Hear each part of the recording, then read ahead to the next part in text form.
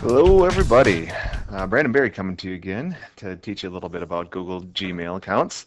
Today we're going to talk about composing your messages in Gmail, and then we're going to also talk about forwarding and replying. Pretty easy here if you don't remember how to log into your Google account. If you go into Chrome, usually that's the best browser you're going to want to use because Chrome is native, or Gmail is native to Chrome. So it'll give you a lot more features. If you go here to the splash screen on Chrome. It's pretty easy. In the upper right hand corner, if you're signed in, it'll have your picture here, but you can go and sign in right here. Mine says obviously sign out, but you'd sign in with your district username and password, and it would get you to your Google screen. Click your apps menu up here and go to mail. Otherwise, you can just type in mail.google.com. Okay. And it'll bring you to a screen like this. This would be your inbox. When you want to compose a message in the upper left-hand corner, you can hit the red compose button. It brings a pop-up box here, or a pop-up window within the mail, so you can actually work on multiple messages at a time if you wanted to, thus like this. First thing you're going to want to do is add your person you're going to send it to, so the email address, pretty much just start typing in their name. For me, I'm actually going to send it right to myself, because I am using a different account. You'll get students in here too, but here I am right at the bottom. You can add multiple people. So maybe since Brandon Cadlick wants to take this message as well, I can add him too. You also notice over here they have the actual CC and BC field. CC is carbon copy, meaning you're just going to send a copy to somebody. A good example is if I wanted somebody just to read that message but not be part of the conversation. And BCC is for somebody sending it to people where you don't want to see the recipients at all. Okay, and the subject then. Keep your subjects concise. Don't put a full sentences and things like that in the subject. It's a lot easier for people to read and to know what's in the body of your email, so they don't get confused or click on email that they do not want. All right. So once I put in my email, um,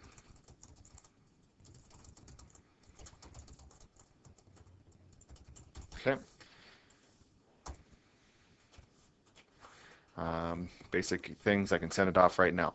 But if I wanted to add a few things, I can go down here to the bottom, add my formatting options. So I can change my font size, bold, italicize. I can underline, I can change the text color, and I can also change the background color. Please be judicious with this, because it is hard to read. If you put it on bright green background with bright yellow font, it's really tough to read. Otherwise, you can align it left, right, center, whatever you like. Bullet points, numbered lists.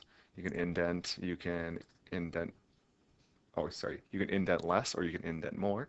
You can put stuff in quotes, and then you can remove formatting. So if you pasted something and it has some formatting from the web or something like that, you can remove it. So that's pretty easy to format your mail. You can attach files. So you can attach files from somewhere on your computer. You can attach Google Drive documents, which is really easy. And then the send money request we won't use, but you can insert a photo, insert a link, and insert some emoticons. Pretty fun, pretty easy. Some other pop-up menu stuff is you can default to full screen, meaning instead of having the pop-up window come up, you can do full screen messages. You can create labels, or you can put these messages right into the labels, which will be folders, which you'll see in a different episode. Request read receipt. It's pretty easy. So if you want to know that somebody got your message, you can request that if they read it. Plain text mode is just obviously there's no formatting or anything. You can print and you can spell check. Okay. Upper right hand corner, if you didn't want this to be a pop out here, you can go right to full screen or go back to it. Okay. Once you're done, all you have to do is hit send, and it will send off to your recipients. All right, we're back again to take a look at forwarding and replying to messages. As you see here, I have an unopened email from myself, and I'm going to reply here. Pretty easy. When you open the message, it comes up something like this. You can, over here on the right, you can hit the reply button. Make sure it's not the reply all. You always got to be aware of that. You don't want to reply all if you don't want, if you don't need to. So it replies here, and then it comes up here at the bottom, and you can type your message here. That looks like a nice map. Okay, and just hit send, and it'll send it off. Notice that when I replied, it does not include the attachment. Google assumes that since you sent it to somebody, you don't want the attachment back, the same attachment back. So if you do need to edit something, you would edit it and then reattach it.